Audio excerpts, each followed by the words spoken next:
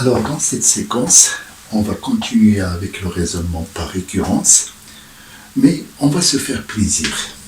C'est-à-dire, on va démontrer le théorème. Alors, avant de commencer cette démonstration, je vous donne d'abord un axiome. Je rappelle d'abord qu'un axiome, c'est un énoncé mathématique qui est évident et qui n'a pas besoin de démonstration. Et vous allez voir, vous allez juger vous-même. Toute partie non vide de l'ensemble N, qui est l'ensemble des entiers naturels, admet un plus petit élément. C'est évident parce que N est minoré par 0, et dès que vous avez une partie non vide, elle commence nécessairement par un nombre qui sera le plus petit de tous les nombres de l'ensemble. L'objectif, c'est que j'ai un entier N0 et j'ai l'ensemble I de tous les entiers naturels supérieurs à N0. Et on veut démontrer la chose suivante. Si une certaine propriété P est vraie pour N0, donc initialisée, si je reprends le langage qu'on a déjà vu, et si en plus cette propriété est héréditaire, c'est-à-dire en prenant n'importe quel élément de I, si P de N est vrai, alors P de N plus 1 sera vrai aussi. Donc si on a ces deux conditions, l'initialisation et l'hérédité, alors la propriété est vraie pour n'importe quel élément de I. Maintenant, on va commencer la démonstration. Et donc, la démonstration commence par la mise en place d'un ensemble qui sera une partie de l'ensemble I et dans lequel on va mettre tous les éléments de I pour lesquels la propriété est fausse. Et bien sûr, notre objectif, c'est de démontrer que cet ensemble n'est rien d'autre que l'ensemble vide. Puisque, rappelons, notre objectif, c'est de démontrer que tous les éléments de I vérifient la propriété P et P de N est vrai pour n'importe quel N appartenant à I. Et donc, on va faire ce qu'on appelle un raisonnement par l'absurde, c'est-à-dire, on va supposer le contraire. On va supposer que E n'est pas l'ensemble vide.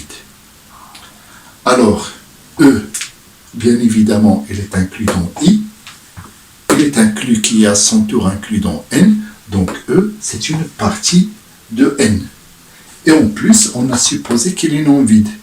Et donc, on va appliquer tout simplement l'axiome qui consiste à dire, cet ensemble E va admettre un plus petit élément qui s'appelle M. Et bien sûr, comme E est inclus dans I, ce M est supérieur ou égal à N0. Alors, il y a deux cas. Quand je dis M supérieur ou égal à N0, soit M sera exactement égal à N0, soit M sera strictement supérieur à N0. Et nous, ce qu'on va démontrer, c'est que dans les deux cas, on va arriver à une contradiction, on va arriver à une situation impossible. Alors, commençons par le premier cas.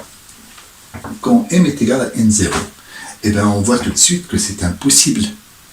Pourquoi? Parce que dans notre hypothèse, P de N0 est vrai, et donc N0 ne peut pas faire partie des éléments de E.